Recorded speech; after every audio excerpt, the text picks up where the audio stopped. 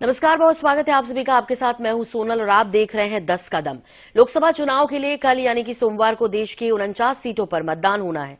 इन सीटों पर बीजेपी, कांग्रेस सहित आईएनडीआई गठबंधन और एनडीए के दिग्गज नेताओं की किस्मत ईवीएम में कैद हो जाएगी। इस चरण में कई वीवीआईपी सीटें हैं, जिसमें खासकर अमेठी, रायबरेली और सारण ऐसी सीटें हैं जिस पर सबकी निगाहें हैं। इनमें 40 से अधिक सीटें एनडीए के पास है, तो 5वें चरण में कई केंद्रीय मंत्रियों की किस्मत भी ईवीएम में कैद होने जा रही है। 20 मई को महाराष्ट्र की 13, उत्तर प्रदेश की 14, पश्चिम बंगाल की 7, बिहार की 5, झारखंड की 3, ओडिशा की 5 और जम्मू कश्मीर और लद्दाख की एक सीट पर मतदान होना है। तो आइए देखते हैं और शुरुआत करते हैं 10 का दम।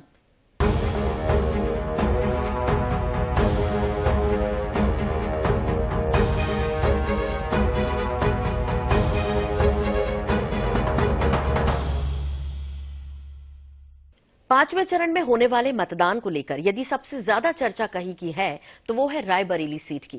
रायबरेली सीट यानी गांधी परिवार की सीट। रायबरेली सीट पर कांग्रेस के वर्चस्व का अंदाजा इस बात से लगाया जा सकता है कि आजादी के बाद से केवल 3 बार 1977, 1996 और 1998 में कांग्रेस रायबरेली से हारी है।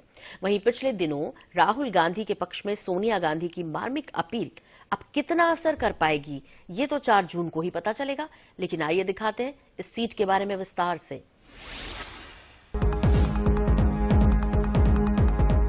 वायनाड से पर्चा भरने के बाद रायबरेली के चुनावी मैदान में उतरकर राहुल गांधी ने चुनावी संग्राम को रोचक बना दिया है। कांग्रेस ने यहां के लिए रायबरेली के राहुल नारा दिया है और पार्टी पीढ़ियों से चले आ रहे भावनात्मक जुड़ाव पर जोर देती रही है। 20 मई को होने वाले मतदान के पहले शुक्रवार को सोनिया गांधी ने एक रैली को संबोधित करते हुए भावनात्मक अपील की, जिसमें सोनिया गांधी ने कहा कि रायबरेली की जनता से कहा है कि मैं अपना बेटा आपको सौंप रही हूँ। भाई और बहनों, मैं आपको अपना बेटा सौंप रही हूँ। चुनावी मैदान में राहुल गांधी और भाजपा के दिनेश सिंह चुनावी मैदान में आमने सामने हैं, लेकिन ज्यादातर सुर्खियों का केंद्र कांग्रेस महासचिव प्रियंका है, जो अपने परिवार के चुनावी किले में पार्टी की कमान संभाल रही है। इससे पहले मंगलवार को राहुल गांधी और उनकी मां सोनिया गांधी ने एक वीडियो जारी कर रायबरेली और अमेठी से अपने जुड़ाव को याद किया।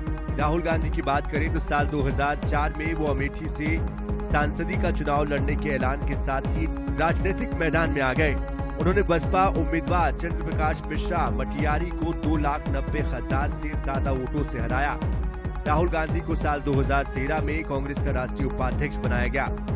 2014 के लोकसभा चुनाव में कांग्रेस की ओर से राहुल गांधी काफी सक्रिय भूमिका में नजर आए थे, लेकिन पार्टी को बड़ी हार का सामना करना पड़ा। लोकसभा चुनाव 2019 में भी कांग्रेस का प्रदर्शन बेहद खराब रहा। 2014 के लोकसभा चुनाव में पार्टी को बुरी तरह से हार का सामना करना पड़ा, लेकिन फिर भी राहुल गांधी बड़े अंतर से अमेठी से सांसद चुनकर लोकसभा पहुंचे। लोकसभा चुनाव 2019 में राहुल गांधी ने अमेठी के साथ साथ वायनाड से भी पर्चा भरा। चुनाव में राहुल गांधी अमेठी से ये चुनाव हार गए। बीजेपी उम्मीदवार स्मृति ईरानी ने 55,120 वोटों से उन्हें मात दे दी। अब 2024 के लोकसभा चुनाव में राहुल का वायनाड के साथ साथ रायबरेली से चुनावी मैदान में आना मतदाताओं को कितना प्रभावित कर पाएगा, ये तो 4 जून के नतीजों से ही साफ हो पाएगा। Bureau report, INS 24/7। लोकसभा चुनाव 2019 के नतीजे आने से पहले जब भी अमेठी का जिक्र होता था तो लोगों के दिमाग में सबसे पहले कांग्रेस का नाम आता था, क्योंकि ये सीट कांग्रेस का गढ़ रही है। इस सीट से गांधी परिवार के कई बड़े नेता संसद पहुंचे हैं। संजय गांधी, राजीव गांधी, सोनिया गांधी से लेकर राहुल गांधी तक इस सीट से चुनाव जीतकर संसद पहुंचे। लेकिन फिर भाजपा नेता स्मृति ईरानी ने कांग्रेस के इस गढ़ में सेंध लगाई। अब 2024 के चुनाव में केंद्रीय मंत्री स्मृति ईरानी एक बार फिर मैदान में है। इस सीट पर इस बार कई दावे भी किए जा रहे हैं। किसके लिए होंगे चौंकाने वाले परिणाम, ये तो 4 जून को पता चलेगा। लेकिन फिलहाल आप ये रिपोर्ट देखिए।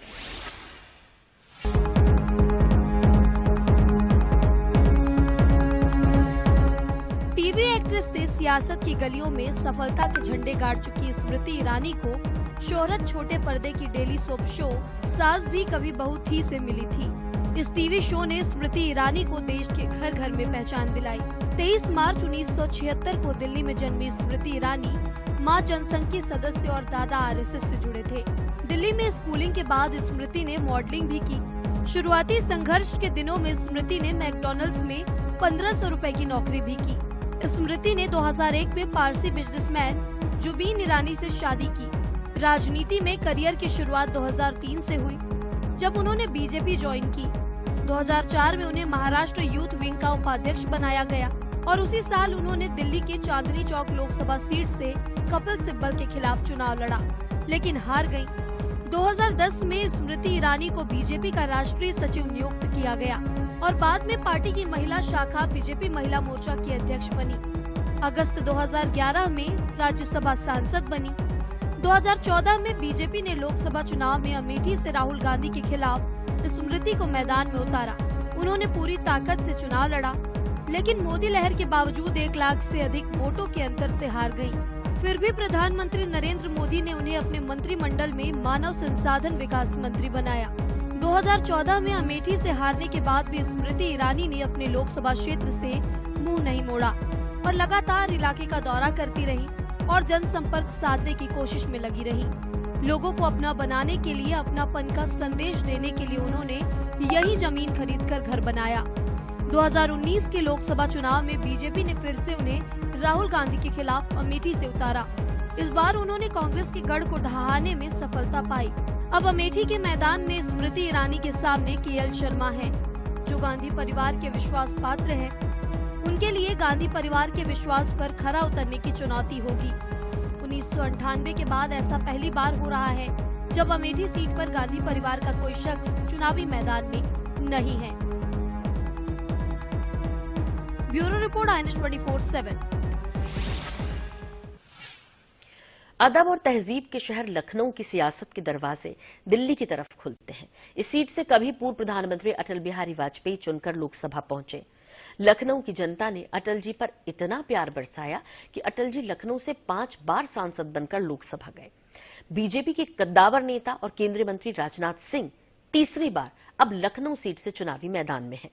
इससे पहले 2014 और 19 के चुनाव में भी यहां की जनता ने राजनाथ को ही विजयश्री दिलाई थी।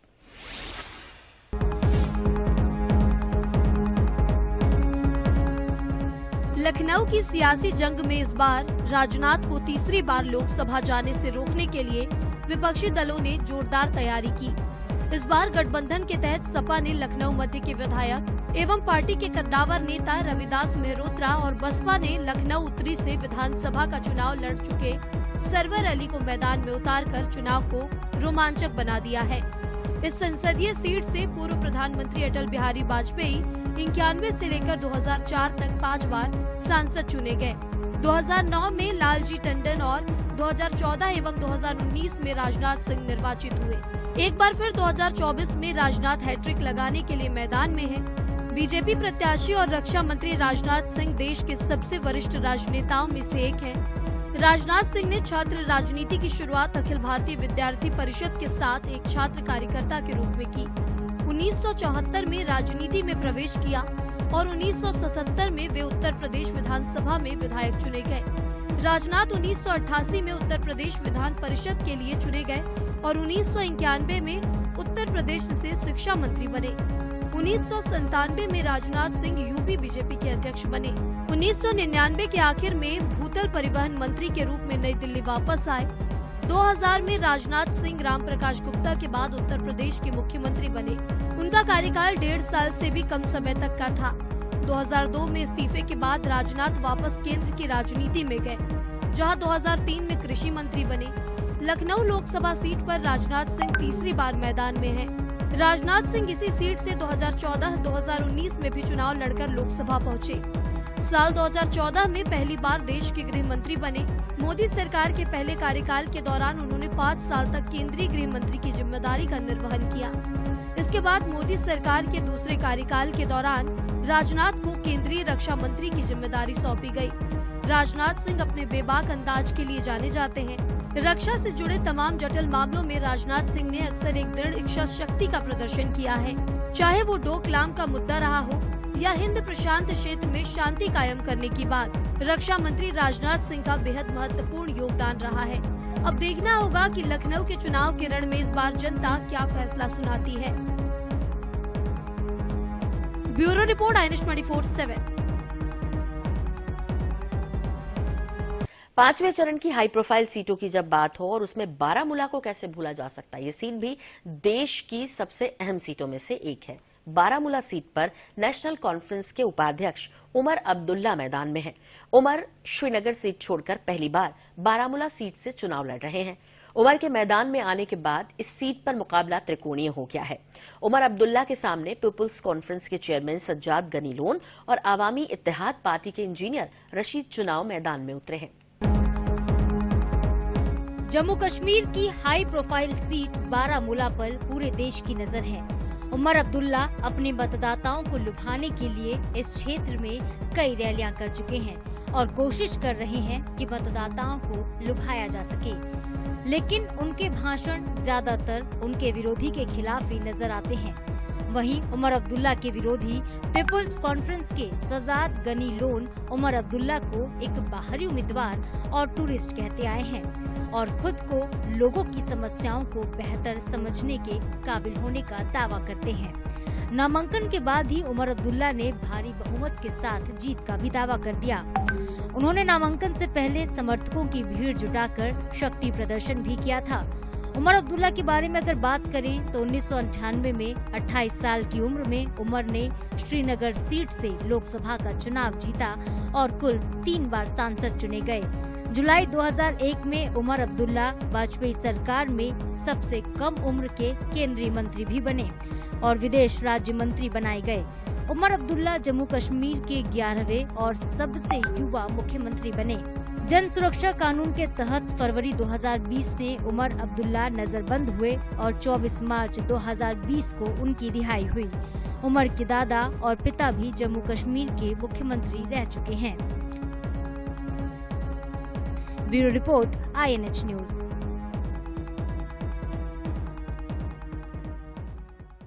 लोकसभा चुनाव के 5वें दौर में बिहार की जिस सीट पर मतदान होना है, इस पर बिहार ही नहीं देश भर के राजनीतिक पंडित टकटकी लगाए देख रहे हैं और ये सीट है सारण लोकसभा सीट, जहां से बिहार के पूर्व मुख्यमंत्री लालू प्रसाद यादव की बेटी रोहिणी आचार्य मैदान में है। जी हां, रोहिणी का मुकाबला है बीजेपी के कद्दावर नेता राजीव प्रताप रूढ़ी से। अपने पिता लालू प्रसाद यादव को किडनी देकर चर्चा में आई रोहिणी आचार्य सारण लोकसभा सीट से चुनावी मैदान में है। रोहिणी ने जमशेदपुर के Mahatma Gandhi institute of medical sciences से डॉक्टर की डिग्री हासिल की है।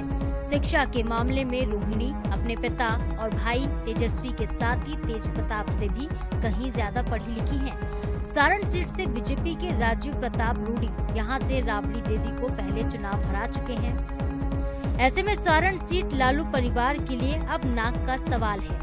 आरजेडी को उम्मीद है कि लालू प्रसाद यादव की वजह से यादवों और मुसलमानों का एक मुश्त वोट रोहिणी आचार्य को मिल जाएगा।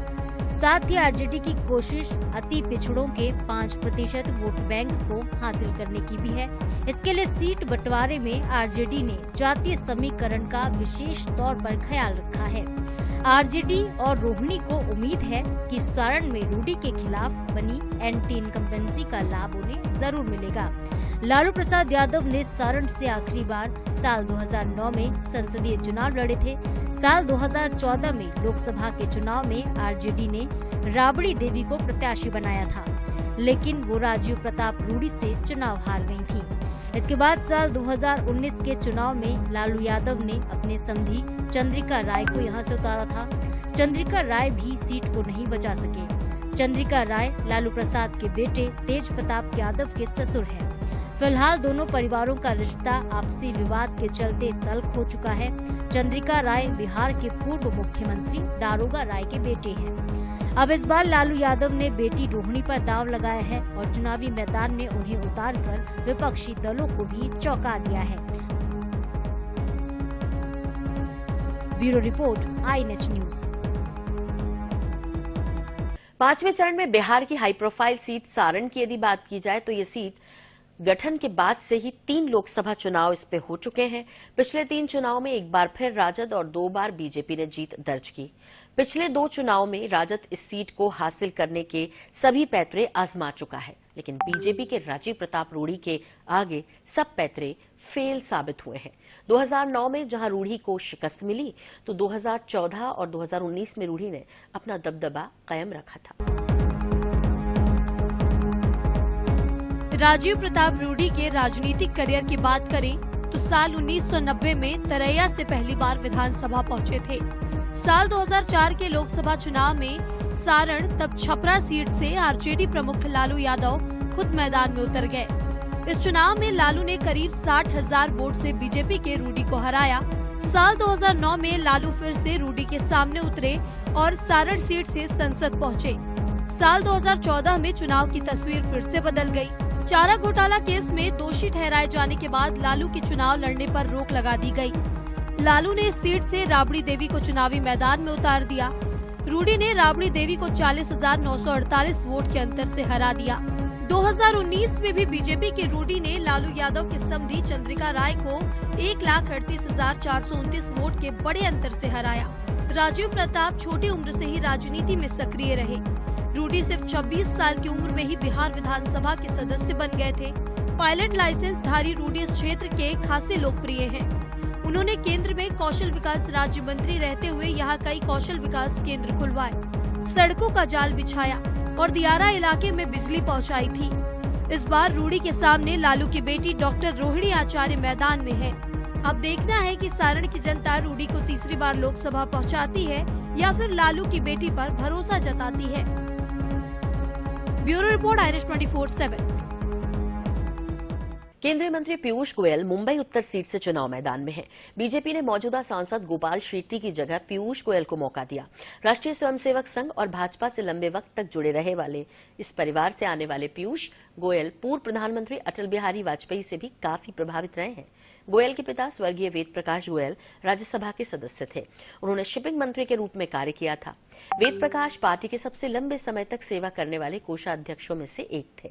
उन्होंने संघ के दिग्गज बाला साहेब देवरस, पूर्व पीएम अटल बिहारी वाजपेयी और लालकृष्ण आडवाणी के साथ मिलकर काम किया था।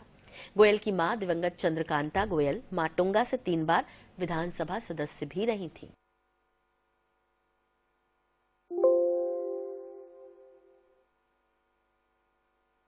हाजीपुर पूर्व केंद्रीय मंत्री दिवंगत रामविलास पासवान का गढ़ रहा।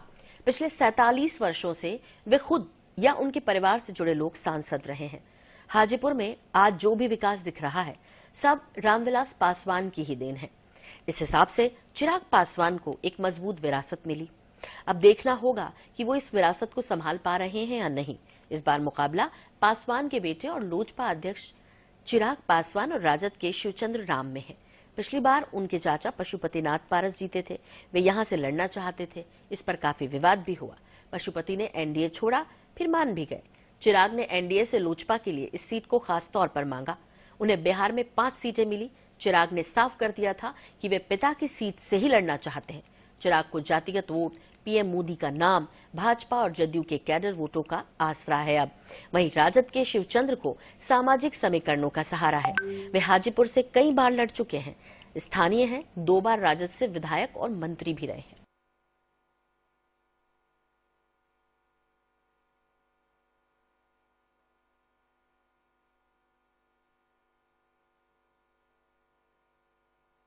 मुंबई में सबसे ज्यादा हॉट सीट बनकर उभरी मुंबई नॉर्थ सेंट्रल के लिए बीजेपी ने उज्ज्वल निकम को मैदान में उतारा है। इस सीट से बीजेपी की मौजूदा सांसद पूनम महाजन का टिकट कटना काफी पहले से तय हो गया था।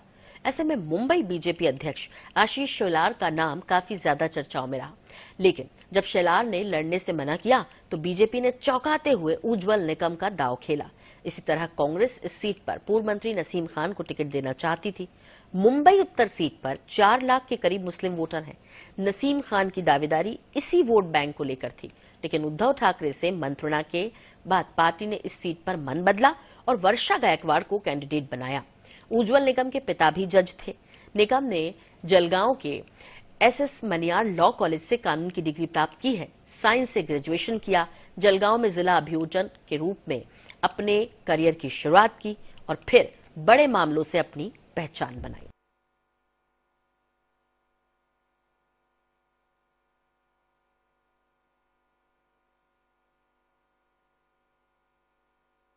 केसरगंज लोकसभा सीट से भाजपा के मौजूदा सांसद ब्रजभूषण शरण सिंह को इस बार पार्टी ने टिकट नहीं दिया है। उनकी जगह भाजपा ने उनके बेटे करण भूषण सिंह को चुनावी मैदान में उतारा है। आपको बता दें कि ब्रजभूषण शरण सिंह पर महिला पहलवानों ने यौन उत्पीड़न का आरोप लगाया था। अब देखना होगा कि बीजेपी इस सीट को बरकरार रख पाती है या नहीं। ब्रजभूषण के केसरगंज से हटाने और उनके बेटे करण भूषण सिंह को टिकट देने के बाद सबसे बड़ा सवाल ये कि क्या भारतीय जनता पार्टी ब्रजभूषण का परिवार केसरगंज सीट को बरकरार रख पाएगा।